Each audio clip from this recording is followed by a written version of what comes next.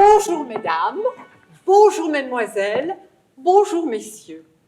Je me présente, Elmire de la Merluche, spécialiste au musée du Masque. Je vous remercie de partager avec moi l'intérêt que je porte à ce génie du XVIIe siècle, qui reste un homme de notre temps. En effet, l'œuvre de Molière, diverse et variée, est l'œuvre d'un homme engagé, fervent défenseur des plus faibles. Voilà pourquoi je mérite de jouer devant vous. À ma naissance, le 15 janvier 1622, je m'appelais Jean-Baptiste Poquelin. Son père, Jean Poquelin, était tapissier à la cour du roi Louis XIV. Cela lui permit de fréquenter un collège de jésuites où il rencontre les fils des grands seigneurs de l'époque. Après, j'étudierai la philosophie et le droit. Mais le théâtre l'attire. Il refuse de plaider devant les tribunaux. Il exerce sa plume et sa verve autrement. Il observe, analyse les mœurs de la société bourgeoise. En 1643, j'ai fondé, notamment avec Madeleine Béjart, l'illustre théâtre. En 1658, Armande, la fille de Madeleine, rejoindra la troupe et je l'épouserai en 1661. Difficile toutefois de rivaliser avec la notoriété de l'hôtel de Bourgogne et du Marais. Les dettes s'accumulent. Molière et ses comédiens doivent se produire en province, courir de ville en ville durant plusieurs années. J'ai dû attendre mes 36 ans pour rentrer à Paris et avoir l'honneur de pouvoir monter sur scène devant le roi Louis XIV. En 1659, les précieuses ridicules remportent un triomphe. Dans cette pièce, j'ai voulu montrer que l'excès nuit en tout, même en bonne manière, que la préciosité étouffe la distinction, et tourner en ridicule les femmes maniérées qui se veulent distinguer. Avec le Tartuffe, Molière s'attaque à l'hypocrisie religieuse. La première représentation fut interrompue suite à une cabale des dévots. Molière ne se laisse pas abattre. Privé de cette comédie dont il espérait la gloire, il s'empare du personnage de Don Juan et en fait un épicurien orgueilleux qui rejette tant la morale des hommes que la loi divine. À la fin de la pièce, Molière condamne son personnage, qui ne connaît ni limite, ni mesure. Après 15 représentations, le spectacle est censuré. On reproche à Molière les idées libertines et athées qui y sont développées. Mais son talent ne passe pas inaperçu. Avec ses comédiens, il est nommé troupe du roi et jouira dès lors d'une rente. En 1666, je tomberai malade. Mais mon besoin et mon envie d'écrire ne me quitteront jamais. Avec le misanthrope, Molière marque le sommet de son œuvre et le reflet de ses propres rancunes accumulées. Avec l'avare, j'ai voulu écrire une pièce en prose. Une nouveauté que certains jugeront inconvenante. Est-ce pour cela que la pièce ne tient pas plus d'1 mois? Molière monte alors les femmes savantes, un portrait incisif de ses contemporains, mais peut-être bien aussi des nôtres. N'allez pas croire que je m'oppose à l'émancipation des femmes, que du contraire, qu'il est doux et agréable d'avoir une compagne instruite.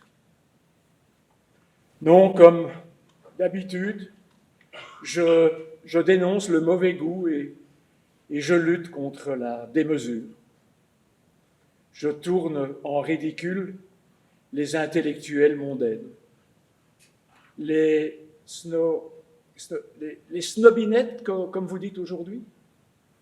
Avec le bourgeois gentilhomme, Molière aborde la comédie-ballet.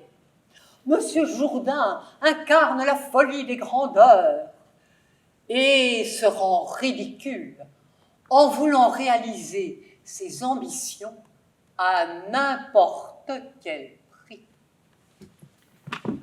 J'ai pris beaucoup de plaisir à écrire les fourberies de Scapin. Dans cette comédie d'intrigue, les choses qui se gâtent finissent toujours par s'arranger. J'ai toujours cru que l'amour sincère et profond triomphe de tout.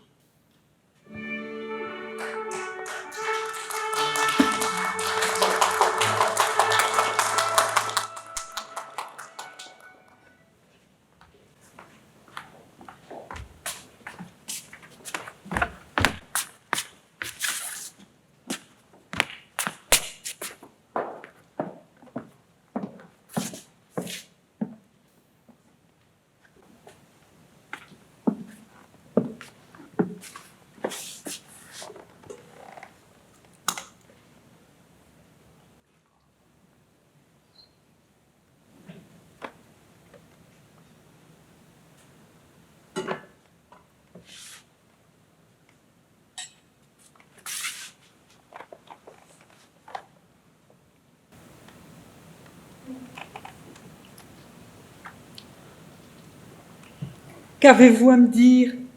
Et pourquoi ce sourire?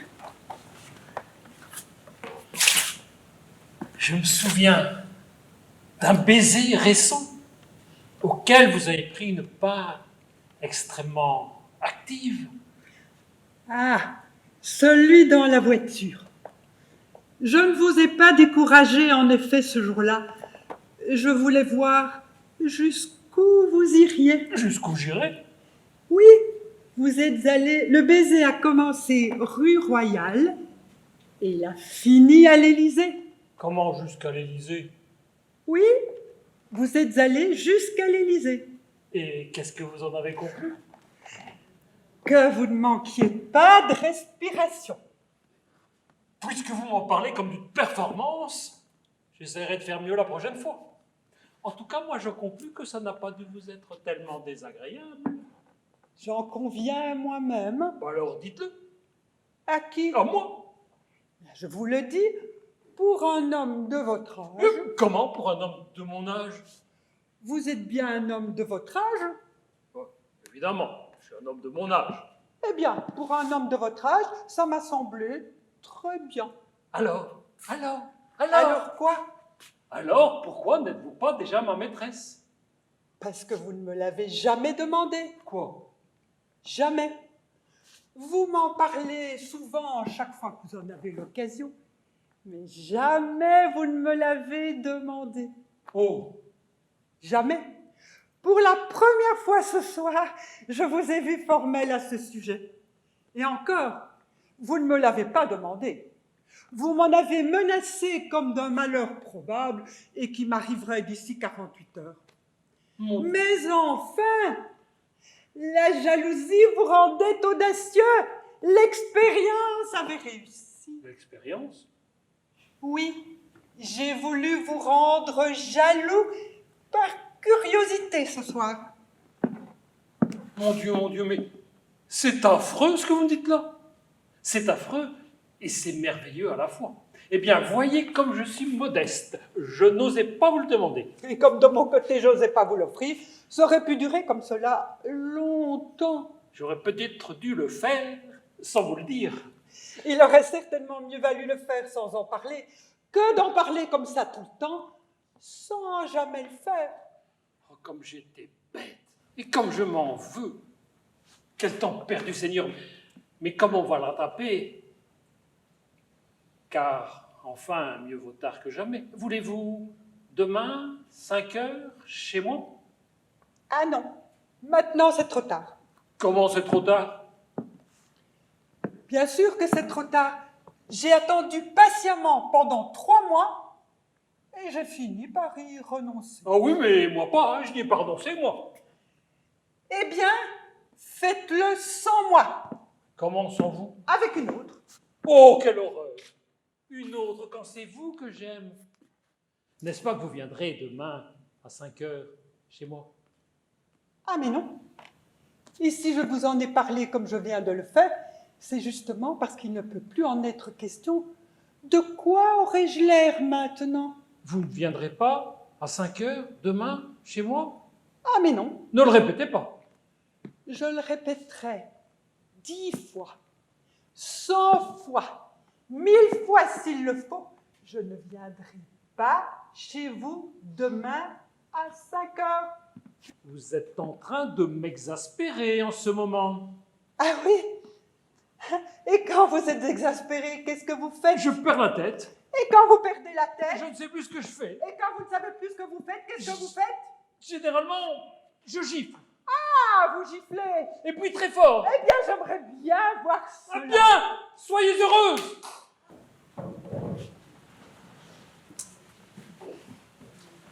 J'ai 40 ans, 2 enfants, et j'ai été plaquée par Brice, mon mari. Il revient de temps en temps chercher un caleçon, un dictionnaire, des photos. Brice, qui ne voit pas que je pleure, que je maigris, que j'ai le teint terreux. Puis, un jour, j'ai arrêté de pleurer. J'ai redressé la tête. Pourquoi? Je ne sais pas. Et j'ai dit, ça ne peut plus continuer comme ça. Enfin, c'est pas vraiment ce que j'ai dit. Ça ressemblait plutôt à un cri préhistorique du genre « putain de bordel de Dieu de merde !» Merde pour la jeune étudiante, la fausse blonde, avec des lolos comme ça. Alors, je me suis dit, Brice, je vais te donner une leçon que tu n'es pas prêt d'oublier. Je prends mon téléphone, mon GSM, j'envoie un message. Je souhaiterais partager quelques mots avec toi, mon amour. Brice répond, illico. Il aime toujours que je l'appelle mon amour. Le rendez-vous est fixé chez nous. J'ai broché un peu mes cheveux, j'ai mis ma blouse « Suivez-moi, jeune homme ». Je me suis maquillée, un peu plus que de coutume, et je porte mon soutien-gorge pigeonnant pour que ma ligne n'ait rien à envier à celle de l'étudiante, la fausse blonde. Le jour J, à la fenêtre du premier étage, je guette. Mais comme Sœur Anne, je ne vois rien venir. Et puis, soudain, j'aperçois un bolide sur 2 roues. Est-ce lui? Oui. Le bolide s'arrête devant la maison. Il en descend, enlève son casque, enlève ses gants, et sonne. Joue. Bonjour, Brice. Bonjour, Béré. Comment vas-tu? Tu as acheté une nouvelle moto? On appelle ça un scooter. Comme je me les imagine. L'étudiante serrant son torse, pendant que comme des abrutis font le tour des grands boulevards. Tu voulais me parler? Oui, ces derniers temps, j'ai beaucoup réfléchi. À toi, aux enfants, à nous. Je ne voudrais pas qu'on se fasse la guerre. L'amour, ça ne finit pas comme ça, d'un coup de claquement de doigts. Oh, tu es le seul homme de ma vie. Je voudrais qu'on discute un petit peu. Tout ce que je souhaite pour toi, Brice, c'est que tu sois heureux. Moi aussi, Béré, tout ce que je veux, c'est ton bonheur. Moi aussi, Minou, je tiens à toi. Minou! Il m'appelle Minou, il m'appelle encore Minou. Tu vas voir ce que Minou va te faire. Assieds-toi, tu veux boire quelque chose? Manger quelque chose? Prendre une douche? Le sport, ça stimule. Il me regarde d'un air effaré, comme si j'étais complètement frappée. Il attendait que je hurle. Et le hurlement ne vient pas. Alors, je lui sers ce jus de gingembre que j'ai préparé pour lui, qu'il adore, ne se doutant pas que j'ai ajouté un petit peu d'huile de paraffine, bien connue des mannequins, puissant diurétique et accélérateur du transit intestinal, et à plus long terme, provoquant la stérilité.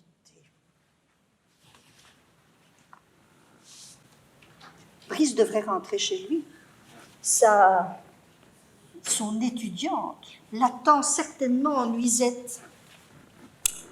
Mais Brice hésite. Il reprend une deuxième rasade. Je l'observe. Je sais que la déflagration va arriver.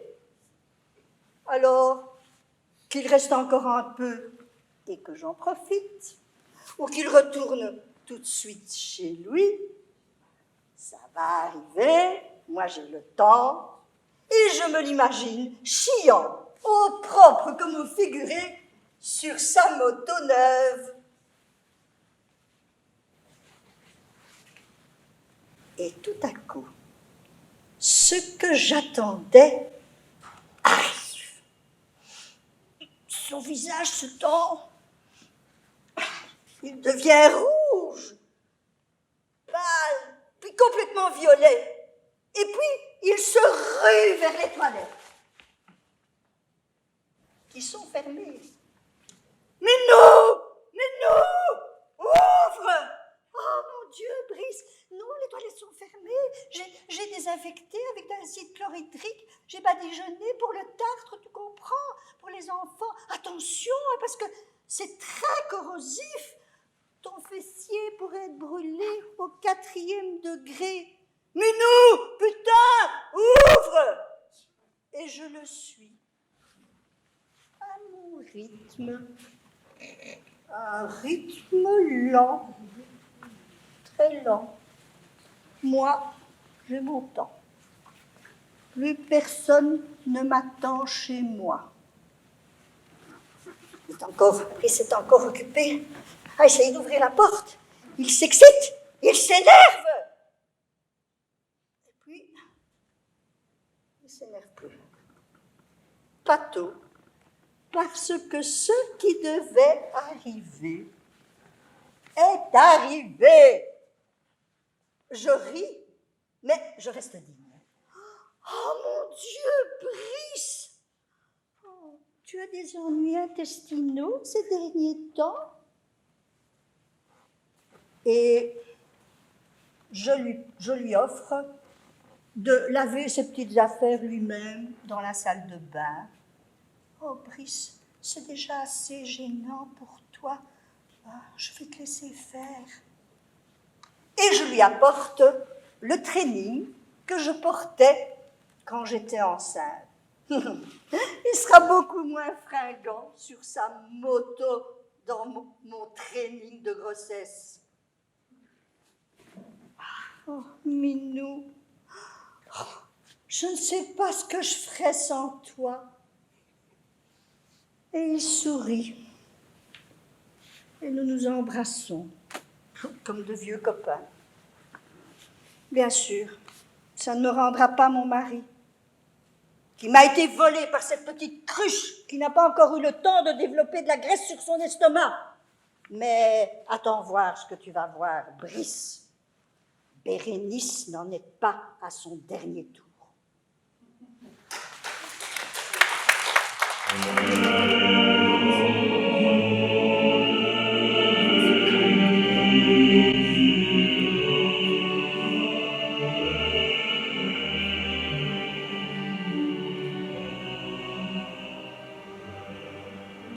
La nature écœurée, la méchanceté de l'homme, peut-elle encore en avoir faim? Notre mère commune, toi dont l'incommensurable matrice et le sein infini, tous nous enfants t'es nourris, dont la même ardeur, celle dont se gonfle ton orgueilleux enfant, l'homme plein d'arrogance, engendre le noir crapaud et la vipère bleue, le lézard doré et l'orvet venimeux, ainsi que tout ce qui n'est d'exécrable sous le ciel éblouissant, où brille le feu vivifiant d'Hypérion. Livre à celui qui est toute ta géniture humaine, de l'abondance de ton sein, une seule pauvre racine. Taris ton flanc fertile et généreux et prolifique. Ne lui permet plus de mettre au jour l'homme ingrat. Porte des tigres, des dragons, des loups et des ours. Enfante, accouche des monstres nouveaux, jamais offerts encore par ta surface, tournée vers le ciel, à la demeure de marbre de là-haut. Oh, une racine, tendrement merci. Dessèche tes sèves, tes vignes et tes prairies labourées. C'est grâce à elle que l'homme ingrat se repaît de breuvages sucrés et de mets onctueux, épaississant son esprit immatériel, si bien que tout jugement s'en échappe. De l'homme, encore de l'homme, la peste, la peste. Ne revenez pas vers moi, mais dites à Athènes que Timon s'est construit sa demeure éternelle sur les galets qui bordent le flot salé. Qu'une fois le jour, la lame tumultueuse le couvrira de son écume bouillonnante. Là venez, et que ma pierre sépulcrale soit votre oracle. Lèvres, laissez s'évanouir les paroles amères, et tout langage cesser. Ce qui ne va pas bien, que la peste et la contagion n'y pas de remède, que les tombeaux soient l'unique ouvrage de l'homme, et la mort leur salaire. Soleil, cache tes rayons. Thibaut est au bout de son règne.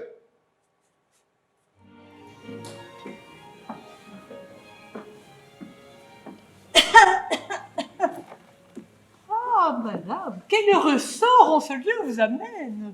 Sans mentir, j'étais de vous en peine. Ah, que je suis contente de vous voir. Voulons-nous nous asseoir? Je viens par un avis qui touche votre honneur témoigner l'amitié que pour vous a mon cœur. Hier, j'étais chez des gens de vertu singulière où sur vous du discours on tourna la matière. Et là, votre galanterie et les bruits qu'elle excite trouvèrent madame pour le malheur qu'on ne la loua pas. Cette foule de gens dont vous souffrez visite, votre galanterie et les bruits qu'elle excite trouvèrent des censeurs, plus qu'il n'aurait fallu, et bien plus rigoureux que je n'eusse voulu. Vous pouvez bien penser quel parti je suis prendre. Je fis ce que je pus pour vous pouvoir défendre. Mais il est des choses dans la vie qu'on ne peut excuser, quoi qu'on en ait envie. Et je me vis contrainte de demeurer d'accord que l'air dont vous viviez vous faisait un peu tort, et que si vous vouliez, tous vos débordements pourraient moins donner prise au mauvais jugement. Madame, je vous crois l'âme trop raisonnable pour ne pas prendre bien cet avis profitable. Madame, j'ai beaucoup de grâces à vous rendre. Un tel avis m'oblige. Et loin de le mal prendre, j'en prétends reconnaître à l'instant la faveur, par un avis aussi qui touche votre honneur. Et comme je vous vois vous montrer mon ami, en m'apprenant les bruits que de moi l'on publie, je veux suivre à mon tour un exemple si doux, en vous avertissant de ce qu'on dit de vous. En un lieu l'autre jour où je faisais visite, je trouvai quelques gens d'un très rare mérite, qui, parlant des vrais soins d'une âme qui vit bien, fit retomber sur vous, madame, l'entretien. Là, votre pruderie et vos excès de zèle ne furent pas cités comme un fort bon modèle. Vos fréquentes leçons et vos aigres censures sur des choses qui sont innocentes et pures, tout cela, si je puis vous parler franchement, madame, fut blâmé d'un commun sentiment. À quoi bon, disait-il, cette mine modeste et ce sage dehors que dément tout le reste? Dans tous les lieux dévots, elle étale un grand zèle, mais elle met du blanc et veut paraître belle. Elle fait des tableaux couvrir les nudités, mais elle a de l'amour pour les réalités. Pour moi, contre chacun, je pris votre défense et leur assurai fort que c'était médisance. Mais tous les sentiments combattirent le mien, et leur conclusion fut que vous feriez bien de prendre moins de soin des actions des autres et de vous mettre un peu plus en peine des vôtres. À quoi qu'en reprenant on soit assujetti, je ne m'attendais pas à cette répartie, et je vois bien par ce qu'elle a d'aigreur, madame, que mon sincère avis vous a blessé au cœur. Au contraire, madame, et si l'on était sage, ces avis mutuels seraient mis en usage. Il ne tiendra qu'à vous qu'avec le même zèle, nous nous continuions cet office fidèle et ne prenions grand soin de nous dire entre nous ce que nous entendrons, vous de moi de vous. Ah, madame, de vous, je ne puis rien entendre. C'est en moi que l'on peut trouver fort à reprendre. Madame, on peut, je crois, louer et blâmer tout. Et chacun a raison, suivant l'âge ou le goût. Il est une saison pour la galanterie, il en est une aussi propre à la pruderie. L'âge amènera tout. Et ce n'est pas le temps, madame, comme on sait, d'être prude à 20 ans. Certes, vous vous targuez d'un bien faible avantage, et vous faites sonner terriblement votre âge. Mais je ne sais pourquoi votre âme ainsi s'emporte, madame, à me pousser de cette étrange sorte. Et moi, je ne sais pas, madame, aussi pourquoi on vous voit en tout lieu vous déchaîner sur moi. Si ma personne aux gens inspire de l'amour, et si on continue de m'offrir chaque jour des vœux que votre cœur peut souhaiter qu'on m'ôte, je ne saurais que faire. Et ce n'est pas ma faute. Pensez-vous faire croire, à voir comme tout roule, que votre seul mérite attire cette foule, qu'il ne brûle pour vous que d'un honnête amour, et que pour vos vertus, ils vous font tous la cour. De là, on peut trouver des conséquences, qu'on n'acquiert point leur cœur sans de grandes avances, et qu'il nous faut acheter tous les soins qu'on nous rend, qu'aucun pour nos beaux yeux n'est notre soupirant. Ayez-en donc, madame, et voyons cette affaire, et sans... Brisons-là, madame, un pareil entretien. Il pousserait trop loin votre esprit et le mien.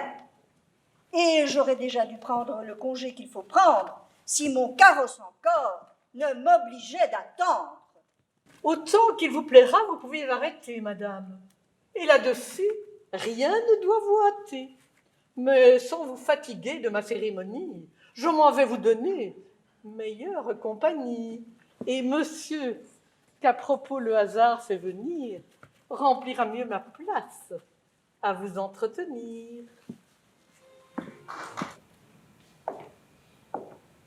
Adéla, Adéla, Pourquoi me cherches-tu? laisse cet homme.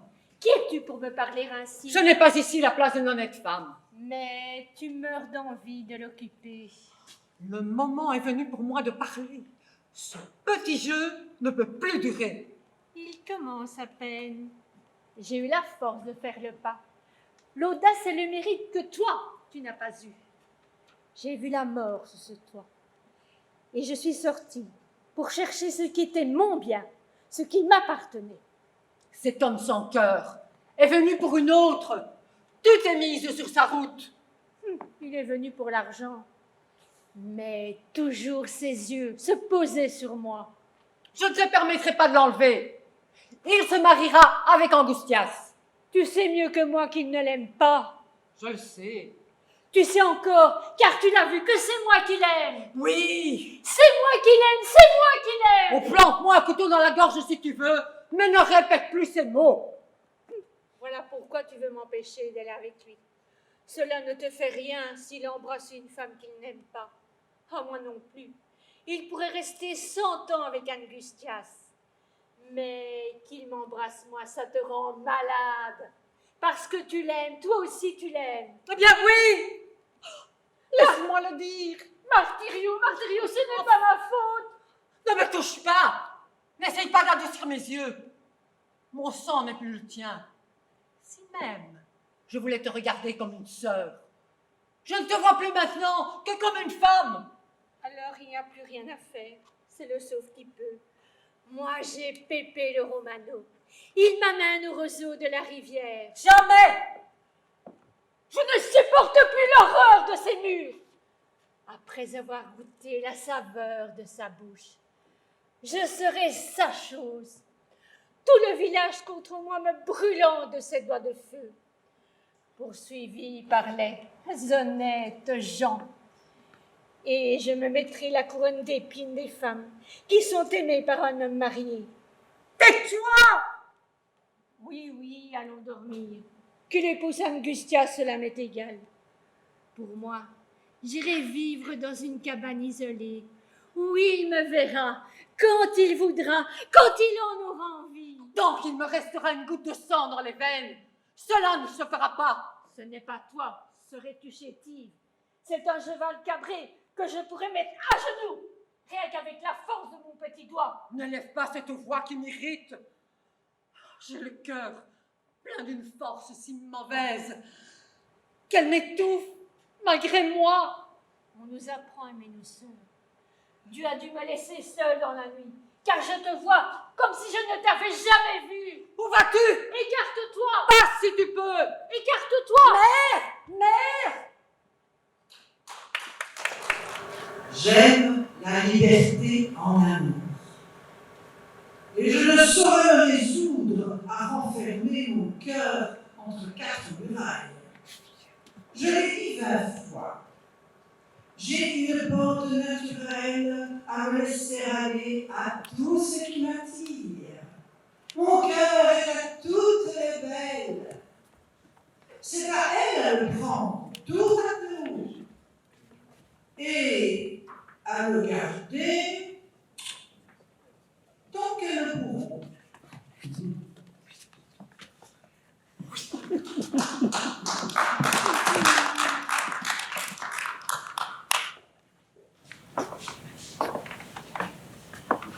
Vous, Signora, Vous êtes surprise de me voir. Je suis entrée, je n'ai vu personne.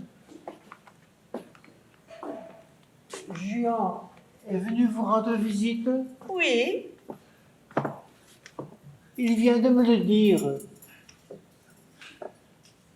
Il vous a fait ses adieux nous nous sommes dit au revoir. en attendant le bonheur d'être bientôt réunis. En attendant ce bonheur, oui, Croyez vraiment? oui, nous y croyons vraiment, tous les deux. Que puis-je faire pour vous, Signora? Rien. Je viens simplement prendre congé de vous. Vous quittez Séville? Vous ne le saviez pas. Je pars pour la Sicile. Vous partez pour la Sicile? Avec lui? Mais oui. Ce n'est pas vrai. Et pourquoi, s'il vous plaît, ne serait-ce pas vrai? Il m'a dit qu'il ne vous emmènerait pas. C'est qu'il a changé d'avis depuis. Ce n'est pas possible. Ce n'est pas vrai. C'est moi qui l'aime. Il vous l'a dit, sans doute. Oui, et il était sincère. Je vous crois. Mais il me l'a dit à moi aussi, il n'y a pas si longtemps. Et il était sincère également. Don Juan est toujours sincère quand il ment. Et sa sincérité n'offre d'autre inconvénient que de changer fréquemment d'objet. Il ne vous aime pas. Il ne partira pas avec vous. Depuis quand, Sonorita, Don Juan a-t-il besoin d'aimer une femme pour être son amant et l'emmener en voyage? Vous avez raison. C'est pour se priver d'être son amant qu'il a besoin de l'aimer. Et il n'est pas le mien. Est-ce bien sa faute? S'il le voulait seulement un peu, s'il m'appelait seulement un peu, comme je courrais vers lui. Et il ne fait pas ce petit signe. Non, pour la première fois, il est patient.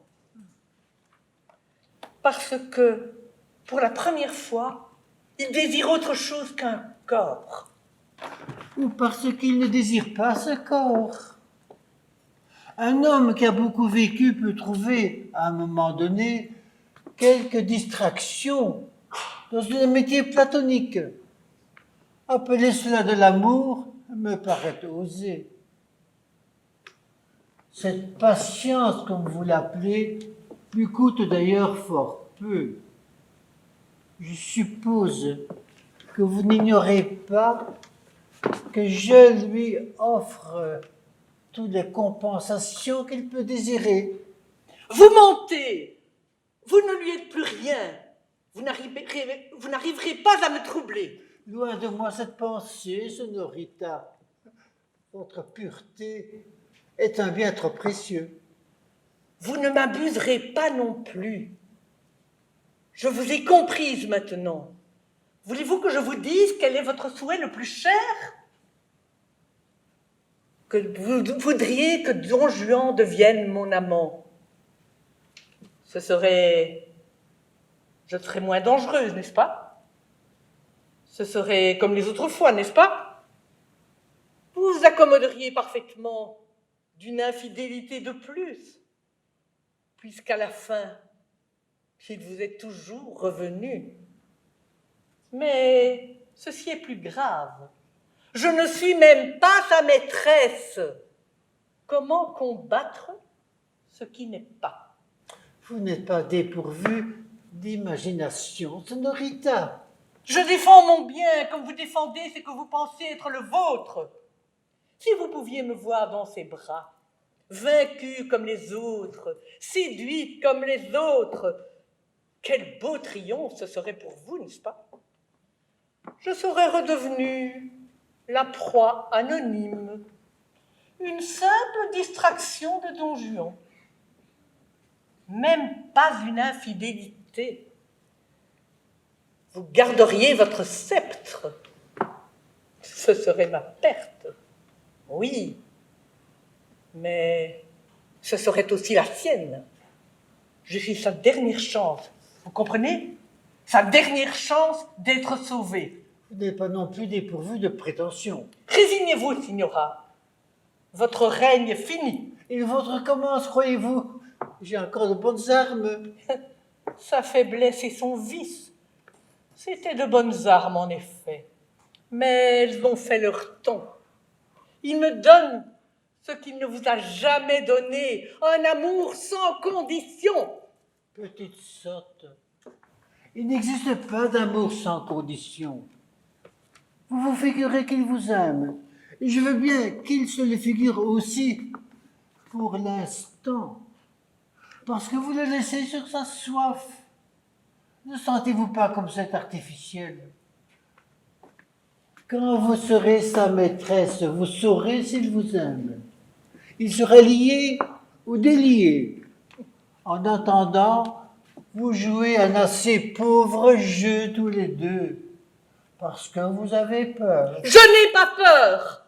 Je serai sa femme. Ah oui, les chaînes. Cela, un amour sans condition. Je serai sa femme. Une longue, longue vie. Les mêmes joies, les mêmes peines. Le même lit. Le même lit.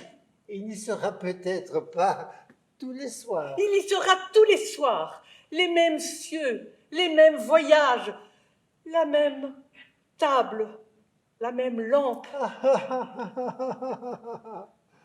Et un jour, j'aurai des enfants de lui.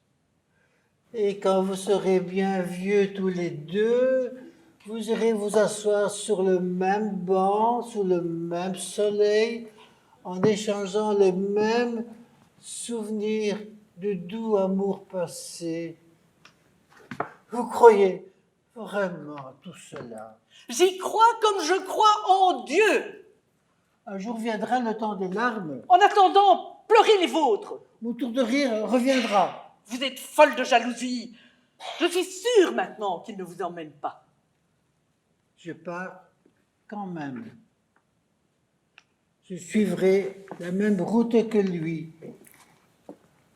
Pas à pas, derrière lui, sans qu'il m'aperçoive.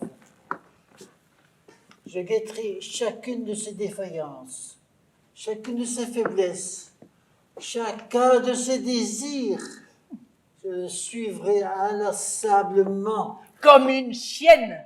Si vous voulez, ce sera mon tour d'avoir de la patience. Je connais Don Juan mieux que vous, ma petite fille. Je ne sais si vous êtes capable de me comprendre, mais le désir physique a chez lui des retours inattendus. Une chienne. Vous êtes une chienne. Je suivrai fidèlement mon maître. Pas à pas, vous dis-je. Si cela peut vous faire plaisir, je vous enverrai un courrier le jour où il sera de nouveau dans mes bras. Il n'y sera plus jamais. Il n'est plus fait pour cette sorte d'amour que vous pouvez lui donner. Je peux lui donner tous les amours. Je lui ai donné tout l'amour. Petite idiote, je lui donne plus en une seconde que vous ne lui donnerez pendant toute votre vie. C'est dans la mesure où je l'aime que j'existe. Si je l'ai moins aimé, je n'ai pas existé. Il a eu tout de moi. C'est parce que je l'aimais que je n'ai pas eu votre belle patience. Je n'avais que ma soif. Je n'ai rien compté. Je n'ai rien mesuré. Je me suis jeté en lui comme une asphyxiée qui se jette à l'air. Allez-vous-en maintenant. Je le reprendrai. Allez-vous-en. Il me reviendra toujours. Allez-vous-en. 3 mois en Sicile. Les nuits là-bas sont longues et belles. Allez-vous-en.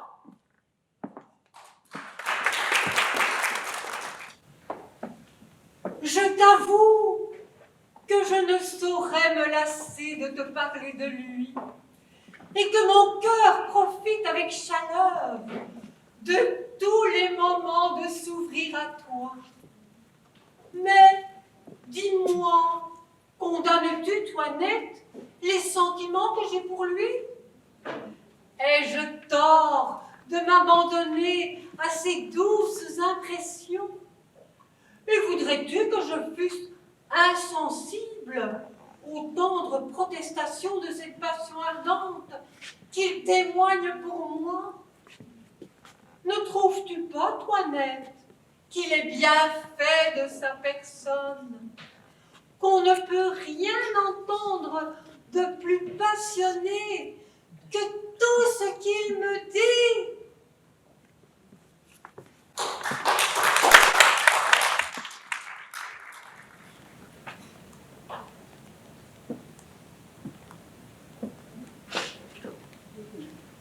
Cher amour, C'est qu'il est tard, ce me semble. ange, il est toujours tard pour être seul ensemble. Ce bruit me fatiguait. N'est-ce pas, cher Seigneur, que toute cette joie étourdit le bonheur? Tu dis vrai. Le bonheur, ami, est chose grave. Il veut des cœurs de bronze, et lentement, si grave, le plaisir, les farouches en lui jetant des fleurs, son sourire est moins près du rire que des pleurs. Dans vos yeux, ce sourire est le jour. Tout à l'heure. Oh, je suis ton esclave, oui. Demeure, demeure, fais ce que tu voudras, je ne demande rien. Tu sais ce que tu fais est bien. Je rirai si tu veux, je chanterai, mon âme brûle. Et dis au volcan qu'il étouffe sa flamme.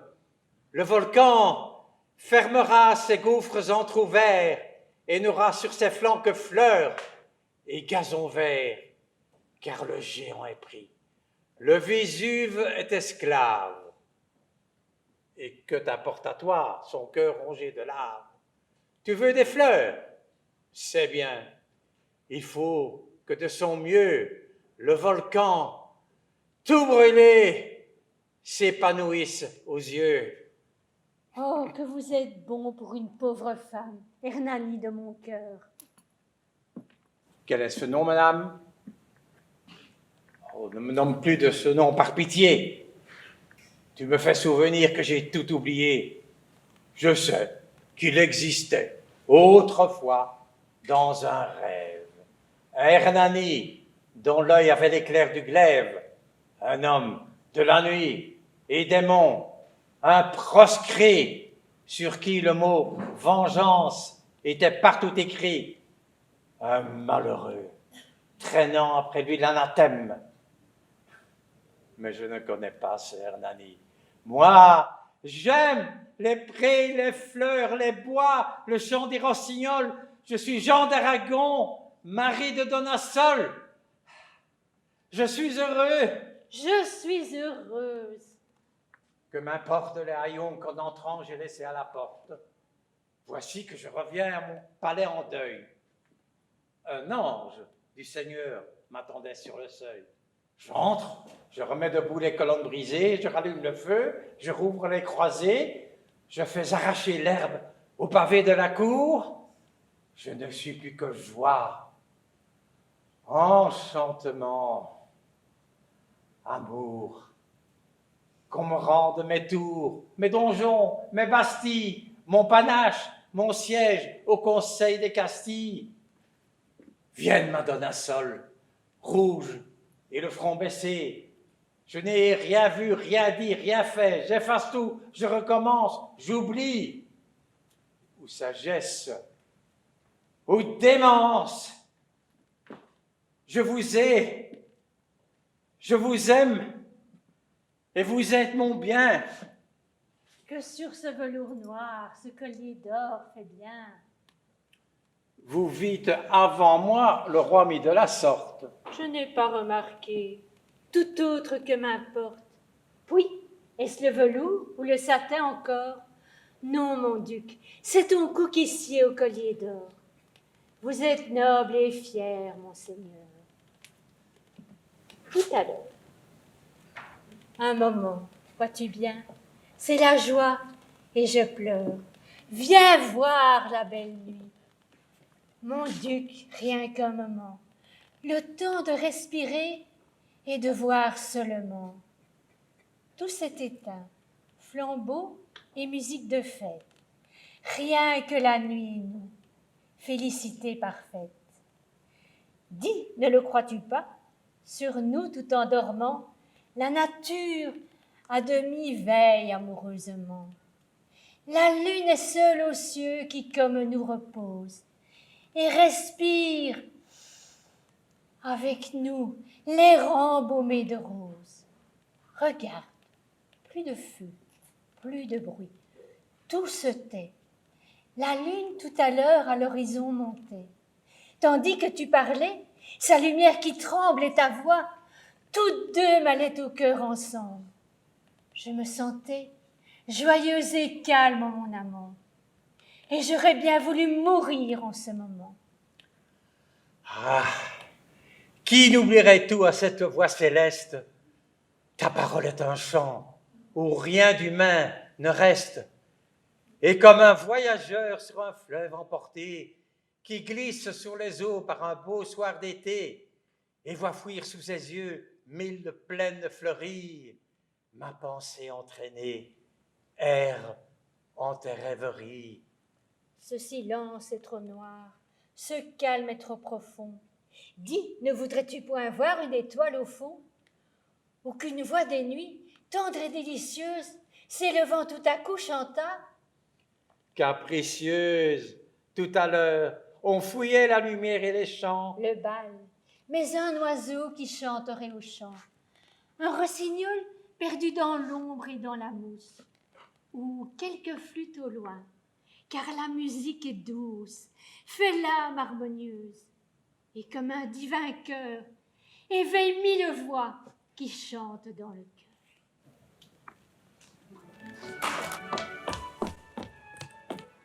Oh voilà! Oh voilà! À l'assassin, au meurtrier! Justice, juste ciel! Je suis perdu. Je suis assassiné. On m'a coupé la gorge. On m'a dérobé mon argent. Qui peut être? Qu'est-il devenu? Où est-il? Où se cache-t-il? Que ferais-je pour le trouver? Où courir ou ne pas courir? N'est-il point là?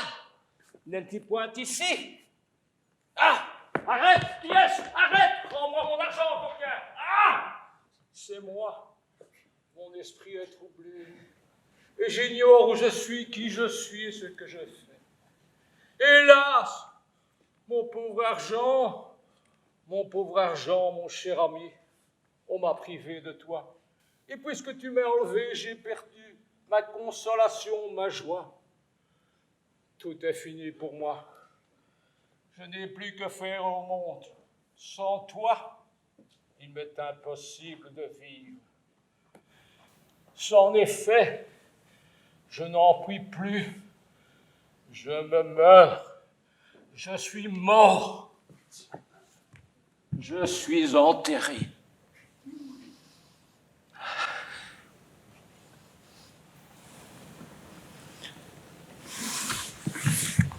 N'y a-t-il personne qui veuille me ressusciter en me donnant des nouvelles de mon argent ou en m'apprenant qui l'a pris?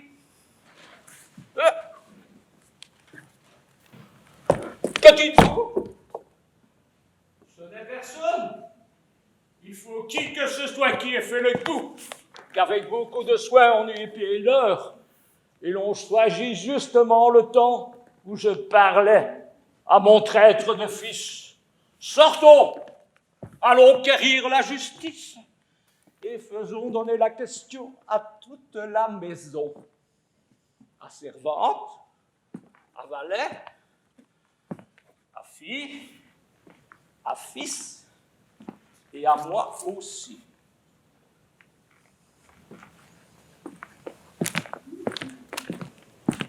Que de gens assemblés. Je ne jette mes regards sur personne qui ne me donne des soupçons. Et tous me semblent mon voleur. Ah! De quoi parle-t-on là? C'est celui qui m'a dérobé? Quel bruit fait-on là-haut? Est-ce que mon voleur y est? De grâce, si on a des nouvelles de mon voleur, je supplie que l'on m'en dise.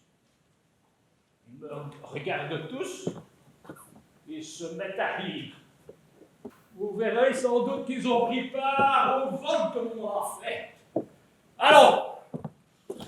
Des commissaires, des archers, des prévôts, des jeunes, des potences et des bourreaux, je veux faire pendre tout le monde.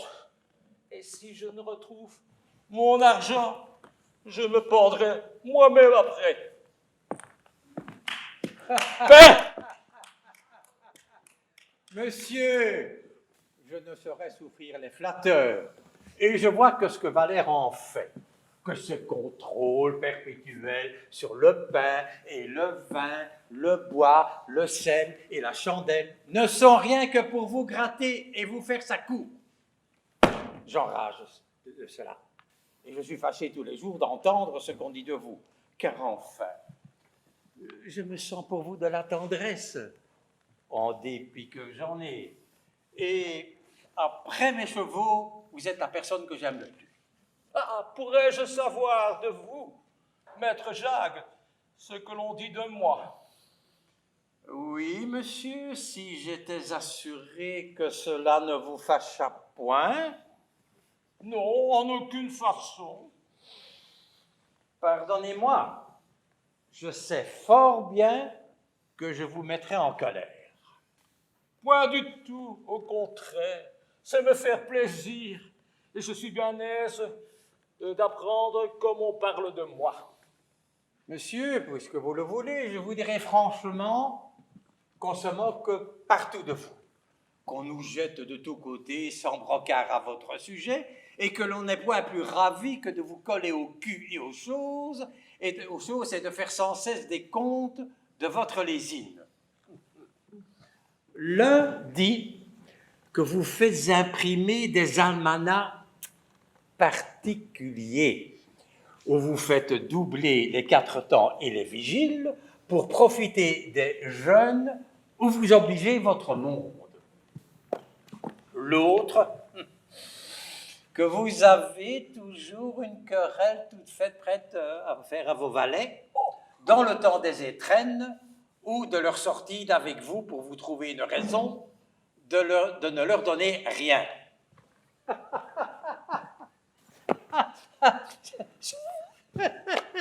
Celui-là compte qu'une fois, vous fîtes assigner le chat d'un de vos voisins pour avoir mangé un reste de gigot de mouton. Celui-ci, que l'on surprit en pleine nuit, volant vous-même l'avoine de vos chevaux, et que votre cocher, qui est celui d'avant moi, vous donna dans l'obscurité je ne sais combien de coups de bâton dont vous ne voulez rien dire. Enfin, que voulez-vous que je vous dise?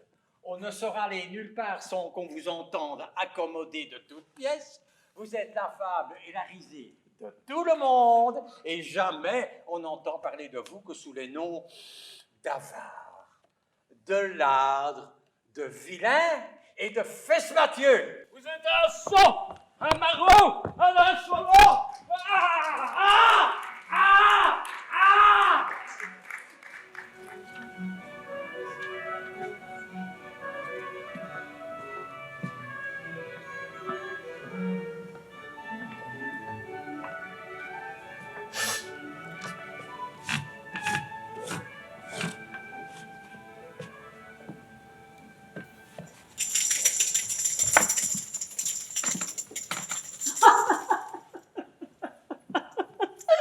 Pourquoi venez-vous ici me rire au nez? Je ris d'un conte qu'on vient de me faire, le plus plaisant qu'on puisse entendre. Je ne sais si c'est parce que je suis intéressée dans la chose, mais je n'ai jamais rien trouvé de si drôle qu'un tour qui vient d'être fait par un fils à son père pour en attraper de l'argent. Qu'un tour qu'un fils vient de faire à son père pour en attraper de l'argent. Oui, pour peu que vous me poussiez, vous me trouverez tout disposé à vous dire l'affaire, car j'ai une démangeaison naturelle à dire les contes que je sais. Je voudrais bien que vous me disiez cette histoire. Je le veux bien. Je ne risque pas grand-chose à vous dire la chose, car c'est une aventure qui n'est pas pour rester longtemps secrète. Ouais. La destinée a voulu que je me trouvasse parmi une bande de personnes qu'on appelle égyptiens et qui, rôdant de ville en ville, se targuent de dire la bonne fortune. En arrivant dans cette ville, un jeune homme me vit et conçut pour moi de l'amour. Le malheur fait de l'affaire, c'était que mon amant se trouvait dans l'état où l'on voit la plupart des fils de famille. Or, les gens qui me tenaient voulurent bien me céder, à condition qu'il apporte quelque argent. Mais le malheureux avait un père qui, quoique riche, était un avaricieux fiefé.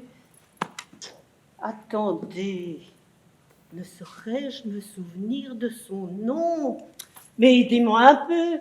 Ne connaissez-vous personne dans cette ville qui soit connu pour être avare au dernier point? Non.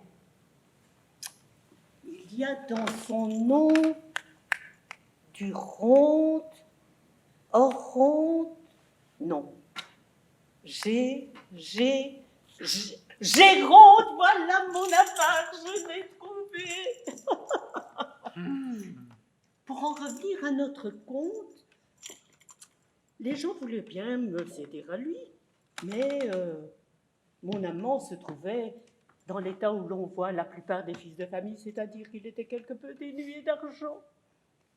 Et nos gens voulaient aujourd'hui partir de cette ville. Alors mon amant m'allait perdre, faute d'argent, s'il n'avait trouvé du bonheur dans la ruse d'un serviteur qu'il a. Ah, pour le nom du serviteur, je le sais à merveille, il se nomme Scapin. C'est un homme incomparable qui mérite toutes les louanges que l'on peut donner. Ah, le coq! Voulez-vous savoir comment il s'y est pris pour attraper sa dupe? Je ne saurais m'en souvenir que je ne ris de bon cœur. Il est allé trouver ce chien d'avare et lui a dit qu'en se promenant sur le port avec son maître, c'est-à-dire avec le fils, ils avaient vu une galère turque où on les avait priés d'entrer, qu'on leur avait servi la collation et que tandis qu'ils mangeaient, le Turc avait mis la galère en mer. Qu'on avait renvoyé Scapin sur un esquif, lui seul, à terre, pour qu'il aille dire au père de son mère qu'on amenait son fils en Alger s'il ne lui apportait sur le 500 écus. Voilà mon ladre dans de furieuses angoisses. 500 écus qu'on lui demande sont 500 coups de bâton qu'on lui donne.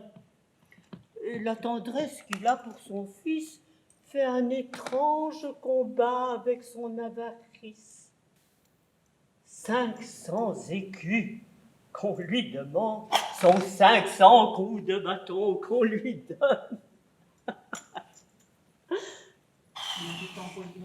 Il veut envoyer la justice en mer après la galère. Il sollicite Scapin pour qu'il aille s'offrir à la place de son maître en attendant qu'il amasse l'argent qu'il ne veut pas donner. Il abandonne pour faire 500 écus, 3 ou 4 vieux habits qui n'en valent pas 30. Enfin, Scapin lui fait remarquer le ridicule de ses propositions. Et chaque réflexion est suivie d'un douloureux commentaire. « Mais qu'allait-il faire dans cette galère? Maudite galère, traître de Turc !»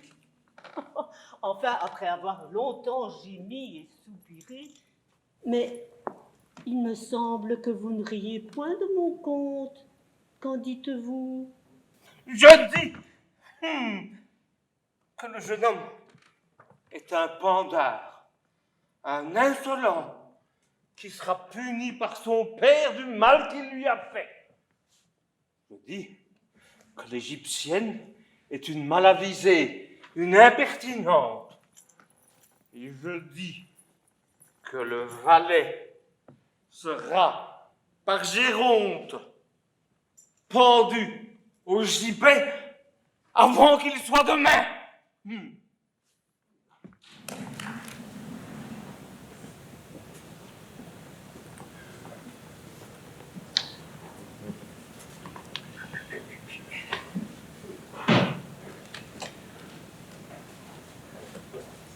Bonjour, docteur.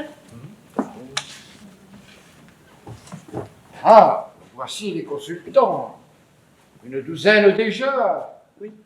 Prévenez les nouveaux arrivants qu'après 11h30, je ne puis plus recevoir personne. Au moins en consultation gratuite. Bien, docteur.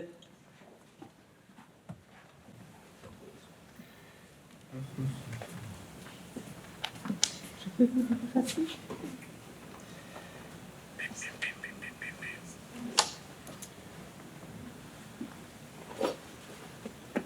Ah, c'est vous qui êtes la première, madame. Vous êtes bien du canton? Je suis de la commune. De Saint-Maurice même? J'habite la grande ferme sur la route de Luchère. Elle vous appartient? Ah oui, à mon mari, à moi. Si vous l'exploitez vous-même, vous devez avoir beaucoup de travail. Dame-ci. 18 vaches, 2 taureaux, 2 bœufs, la jument et son poulain, 6 chèvres, une douzaine de cochons, sans compter la basse-cour. Diable, vous n'avez pas de domestique? Dame-ci. 3 valets, une servante et des journaliers pendant la belle saison. Je vous plains. Il ne doit guère rester de temps pour vous soigner. Ah non, Et pourtant, vous souffrez.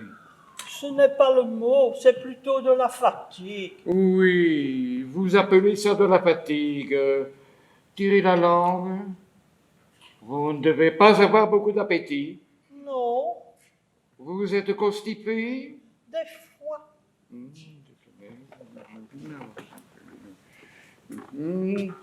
Voyons ça.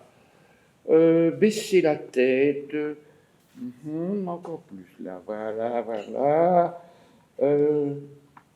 Respirez.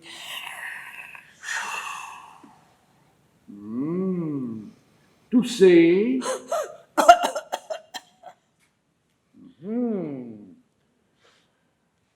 Vous n'êtes jamais tombé d'une échelle étant petite? Je ne m'en souviens pas. Oh. Vous n'avez jamais mal ici Oui, des fois. en vous couchant? Une espèce de courbature. Oui, des fois. Essayez de vous rappeler, ça devait être une grande échelle. C'est possible. C'était une échelle d'environ 3,50 m, posée contre le mur. Vous êtes tombé à la renverse. C'est la fesse gauche, heureusement, qui a porté. Ah oui, Vous aviez déjà consulté le docteur Parpalais? jamais. Et pourquoi? Il ne donnait pas de consultations gratuites. Vous vous rendez compte de votre état? Non. Tant mieux. Vous avez envie de guérir ou vous n'avez pas envie? J'ai envie. Mais j'aime autant vous dire tout de suite que ce sera très long et très coûteux. Ah mon Dieu, pourquoi ça? Mais parce qu'on ne guérit pas en 5 minutes d'un mal que l'on traîne depuis 40 ans. Depuis 40 ans? Eh oui, depuis que vous êtes tombé de votre échelle. Oh là là. Et combien que ça va me coûter? Combien que ça me coûterait? Qu'est-ce que valent les veaux actuellement? Ça dépend du marché de la grosseur, mais vous ne pourrez rien en avoir en propre entre 4 et 500 francs. Oh. Et les cochons gras? Ah, il y en a qui font plus de 1000. Eh bien, cela vous coûtera à peu près 2 cochons et 2 veaux. 3000 francs, Jésus-Marie! Si vous préférez faire un pèlerinage, je ne vous en empêche pas. Un pèlerinage, c'est cher aussi, et ça réussit pas toujours. Mais qu'est-ce que j'ai de si grave que ça? Voyons. Je vais vous expliquer en 1 minute au tableau. Voici votre moelle épinière. En coupe, n'est-ce pas? Très schématiquement. Vous reconnaissez ici votre faisceau de turc. Et là, votre colonne de claque. Eh bien, quand vous êtes tombé de votre échelle, votre turc et votre claque ont glissé dans le sens inverse, mais de quelques dixièmes de millimètre. Mais celle-là est très mal placée. Et vous avez là un tiraillement continu qui s'exerce sur les multipolaires. Mon Dieu, mon Dieu. Remarquez que vous ne mourrez pas du jour au lendemain. J'ai eu bien du mal de tomber de cette échelle. Mais je me demande s'il ne vaut pas mieux laisser les choses comme elles sont. L'argent est si dur à gagner, et les années de vieillesse, nous en avons toujours bien assez pour le plaisir qu'elles nous donnent.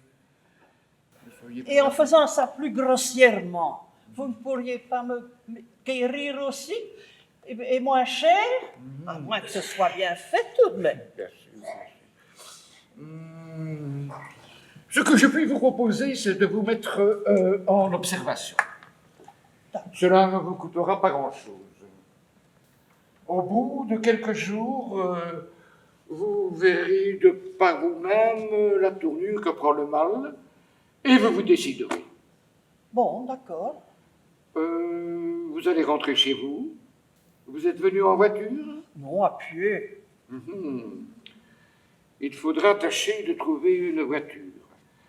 Vous coucherez en arrivant. Dans une chambre, vous serez seul, autant que possible. Faites fermer les volets et les rideaux, afin que la lumière ne vous gêne pas. Défendez qu'on vous parle. qu'une alimentation solide pendant une semaine. Un verre de Vichy toutes les 2 heures. À la rigueur, la moitié d'un biscuit matin et soir. Mais j'aimerais autant que vous vous passiez de biscuit. Vous ne direz pas que je vous prescris de remèdes coûteux. À la fin de la semaine, nous verrons comment vous vous sentez. Si vous vous sentez gaillarde, c'est que le mal est moins sérieux qu'on ne pouvait croire. Si au contraire, vous avez une fatigue générale et que une certaine paresse à vous lever le matin, nous commencerons le traitement. Comme vous voulez. Bien. Je vous inscris sur ce bout de papier mes prescriptions. Et je viendrai vous voir bientôt. Mariette, Oui, docteur. veuillez aider madame à descendre. Madame. Veuillez aider madame à descendre les escaliers et trouver une voiture. Bien, docteur.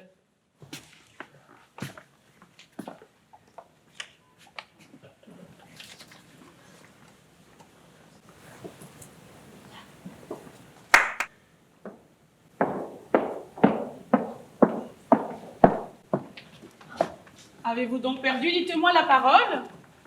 Et faut-il qu'en ceci je fasse votre rôle? Contre un père... Souffrir quand vous propose un projet insensé sans que du moindre mot vous l'ayez repoussé? Contre un père absolu, que veux-tu que je fasse? Ce qu'il faut pour parer une telle menace. Quoi? Lui dire qu'un cœur n'aime point par autrui, que vous vous mariez pour vous, non pas pour lui, qu'étant celle pour qui se fait toute l'affaire, c'est à vous, non à lui que le mari doit plaire, et que si son Tartuffe est pour lui si charmant, il le peut épouser sans nul empêchement. Un père, je l'avoue, a sur nous tant d'empire que je n'ai jamais eu la force de rien dire. Mais raisonnons. Valère a fait pour vous des pas.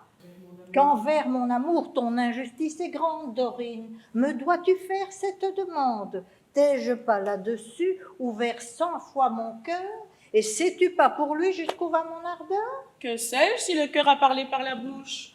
Et si c'est tout de bon que cet amant vous touche? Tu me fais grand tort, Dorine, d'en douter, et mes vrais sentiments ont su trop éclater. Enfin, vous l'aimez donc? Oui, d'une ardeur extrême. Et selon l'apparence, il vous aime de même? Je le crois. Et tous deux brûlez également de vous voir mariés ensemble? Assurément. Sur cette autre union, quelle est donc votre attente? De me donner la mort si l'on me violente. Fort bien. C'est un recours où je ne songeais pas. Vous n'avez qu'à mourir pour sortir d'embarras. Le remède sans doute est merveilleux. J'enrage lorsque j'entends tenir ces sortes de langage. Mon Dieu, Dorine, de quelle humeur tu te rends? Tu ne compatis point au déplaisir des gens. Je ne compatis point, que dit des sornettes. Et dans l'occasion, mollie comme vous faites. Que veux-tu si j'ai de la timidité? Mais l'amour dans un cœur veut de la fermeté. Mais n'en gardais-je pas pour les feux de Valère? Et n'est-ce pas à lui de m'obtenir d'un père? Mais quoi?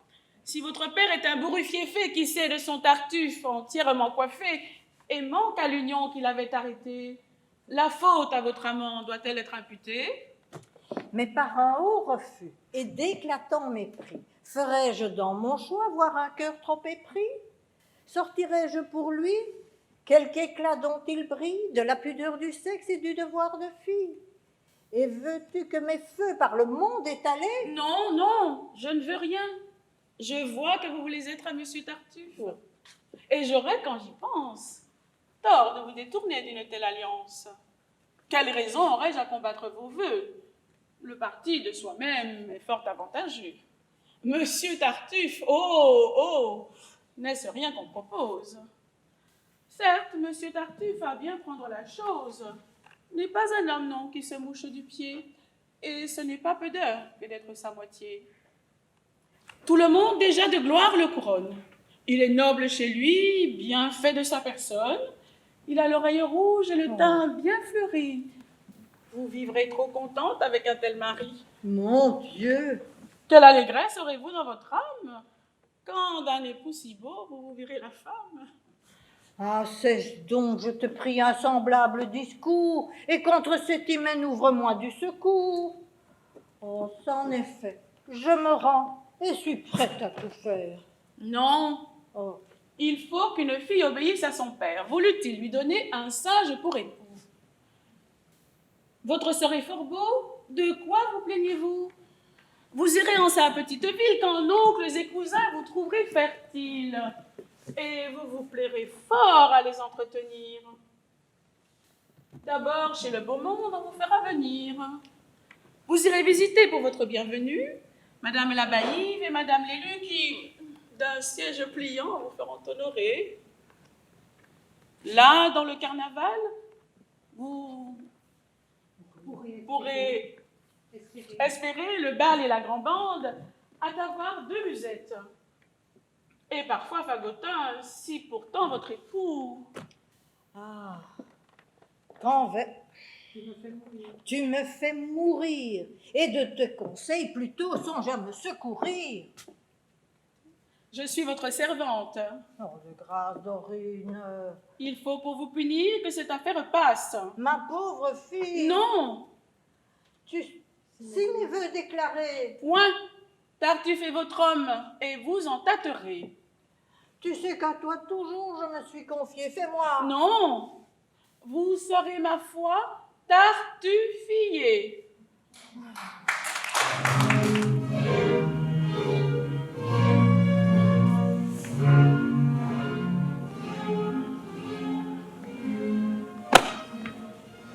Nicole! Nicole! Plaît-il? Écoutez!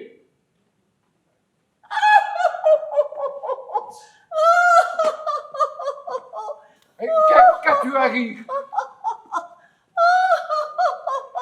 Mais que veut dire cette coquine-là? Comme vous voilà bâti. Mais comment donc?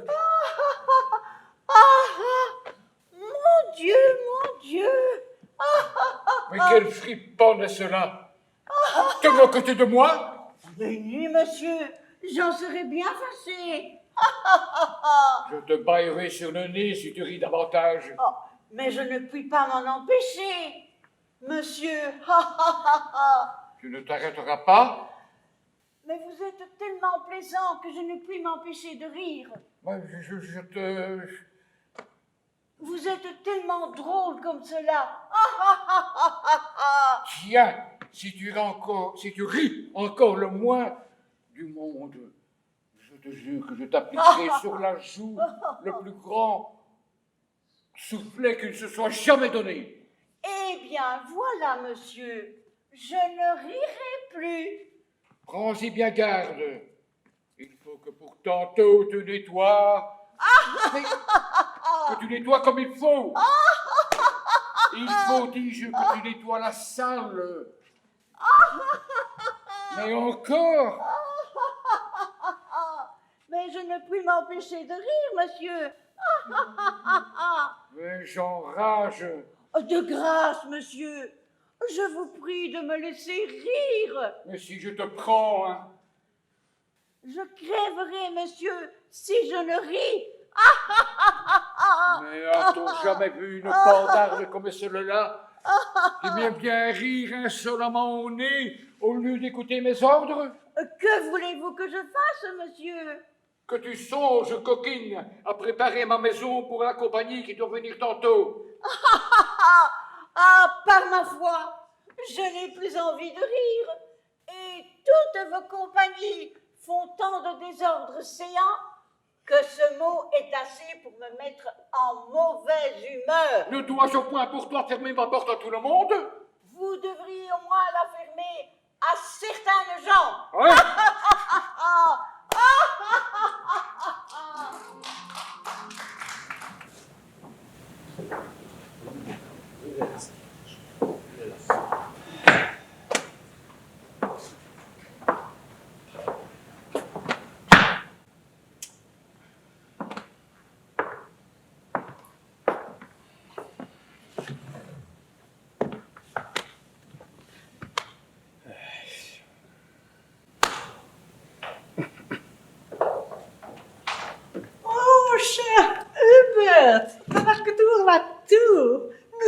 sauvé. Vous, oui, mais moi, je suis dans les choux. Quel chou? Enfin, je veux dire que me voilà lancé dans une aventure inouïe, stupide. Comment? Moi, à l'Académie.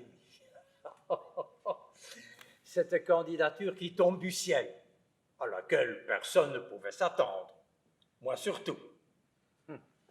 C'est une histoire à me faire fiche de moi partout Paris. Et au jockey, je n'oserai pas y reparaître. Ils vont me prendre pour un homme de lettres. C'est extrêmement désagréable. Ah, je suis jolie, je suis jolie. Oh, Hubert, ne soyez pas énervé. Je serai blackboulé comme à mon baccalauréat. Qu'est-ce que vous dites? Ce n'est pas pareil. Pour le baccalauréat, on demande de savoir certaines choses. Voyons, je n'ai pas l'ombre d'une chance. Vous avez. Je connais cette commerce. Je sais si bien comment se dévient devant les choses. Vous savez. Oui, sitôt votre nom jeté, les gens s'habitueront très vite. Et vous, encore plus vite. Alors, vous mettrez vos gants et vous commencerez les courses. Je veux dire, les visites. Partout, vous serez accueillis très bien. Vous croyez? Oui, parce que vous avez une bonne figure. Et c'est très rare, un candidat qui a une bonne figure. Vous sourirez dès le concierge, dès le valet qui ouvrira la porte. Vous aurez tous les domestiques dans votre partie. Cela est important.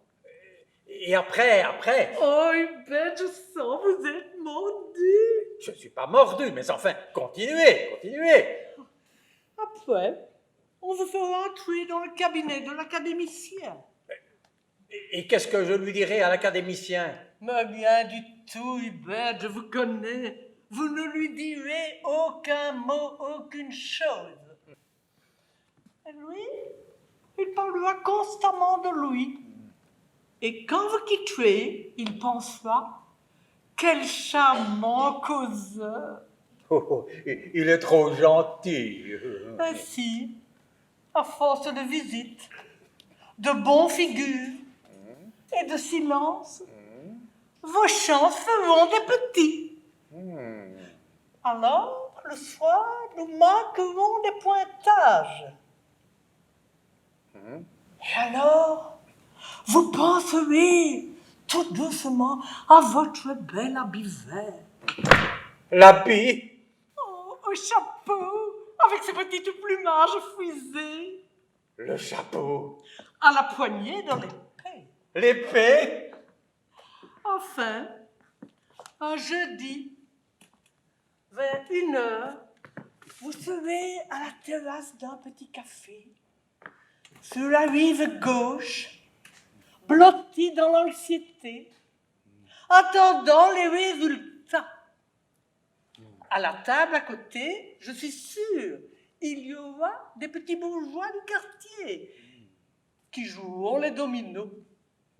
Et vous les regarderez stupéfaits qu'on puisse jouer les dominos dans un tel jour. Alors, des amis feront navette pour vous et porteront les nouvelles. Premier tour, 8 fois. Deuxième tour, 10 fois. Oui. Troisième tour, 9 fois. 9? Pourquoi? Parce que toujours, il y a un ami qui vous lâche. Je saurai qui c'est. Quatrième tour, 13 fois. Cinquième tour, 17. Et... Tout bêtement. Et alors, vous penserez, vous aurez beau faire le superbe, vous ne sourirez plus. Et vous penserez à des choses très simples, très touchantes, un peu rococo, à votre enfance, à votre vieille maison, à votre vieux maman. Et vous savez, tout est mute. Moi, je suis déjà... Oh, bête, mon idéal coco.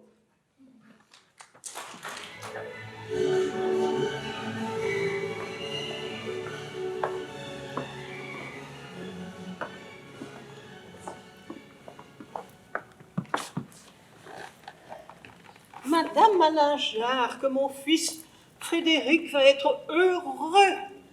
Entre nous, Madame Ratinois, je pense qu'il ne déplaît pas à ma fille. Oh, cher enfant, je vous promets de l'aimer comme une mère.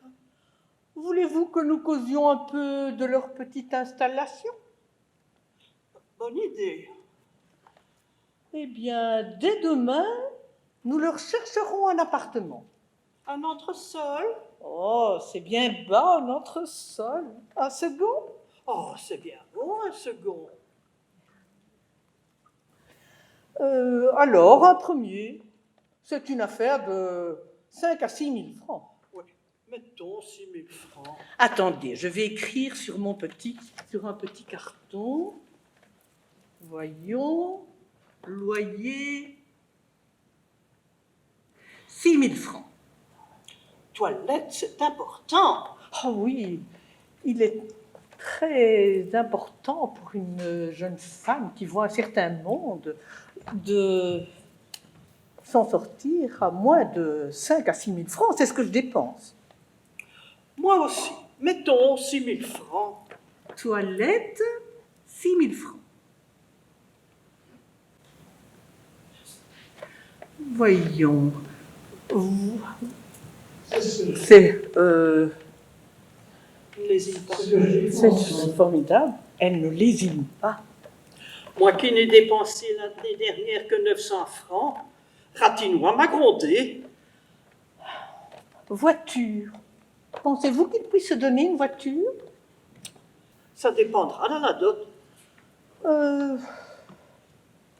Bon, il est bien désagréable pour une jeune femme qui voit de piétiner dans la boue, surtout avec les robes qu'on fait aujourd'hui. Il y a bien des voitures de place. Oh, les fiacres! Ne me parlez pas de ces vilaines boîtes. Oh, mais je n'en parle pas.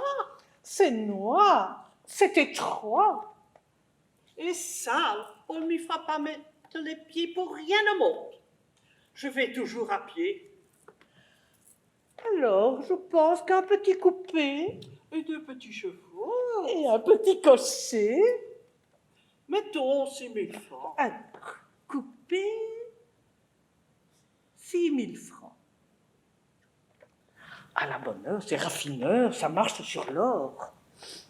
Frais de maison, table. Mettons 6 000 francs. Frais de maison. 6 000 francs.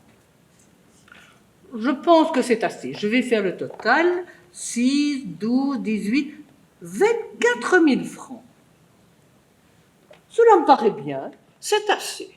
Ils doivent donner une dot formidable. Oh. Eh bien, voilà. Voilà.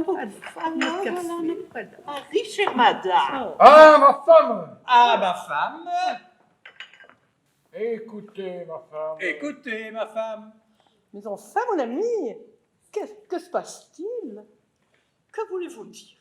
Mère coupable et bouffie de vanité. Mais c'est la mode aujourd'hui. On fait la roue.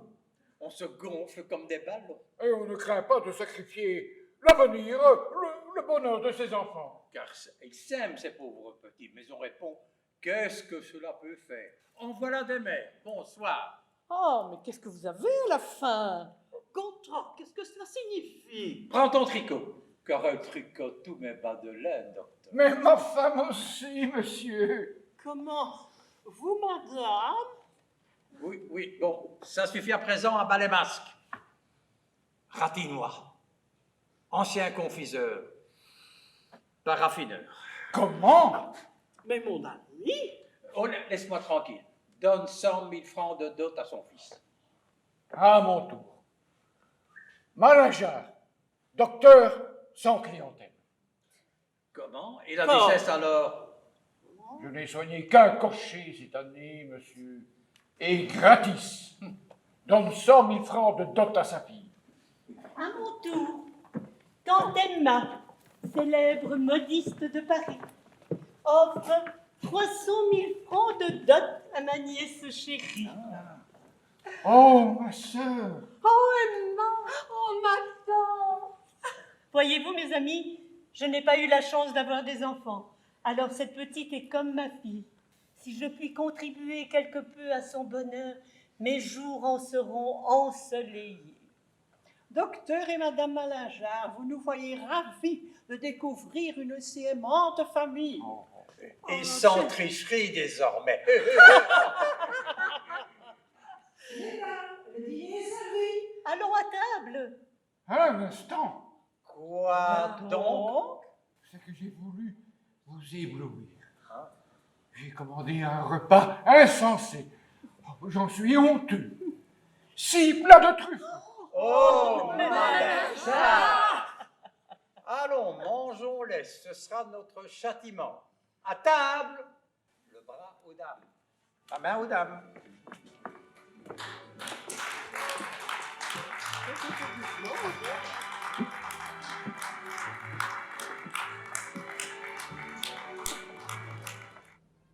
La mort rôde. Molière s'éteint le 17 février 1673, emporté par la tuberculose. Je meurs après la 4e représentation du malade imaginaire. Ironie du sort, j'y tenais le rôle principal. À cette époque, l'archevêque de Paris considère les comédiens comme des êtres dépravés, indignes des sacrements de l'Église. Suite à la requête d'Armand Béjart, ce prélat acceptera que Molière soit inhumé à Saint-Eustache, mais de nuit, sans pompe, sans bruit. Cela n'empêchera pas une foule nombreuse d'accompagner ce génie du théâtre jusqu'à sa dernière demeure. J'emporte dans la tombe une grande confiance en la nature humaine. Les forces de l'amour triompheront toujours.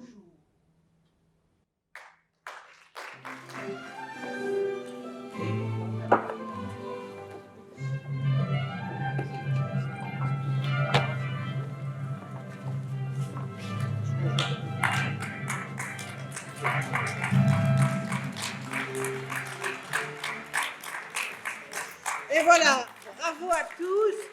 On était contents de partager cette expérience avec vous, cette finalité.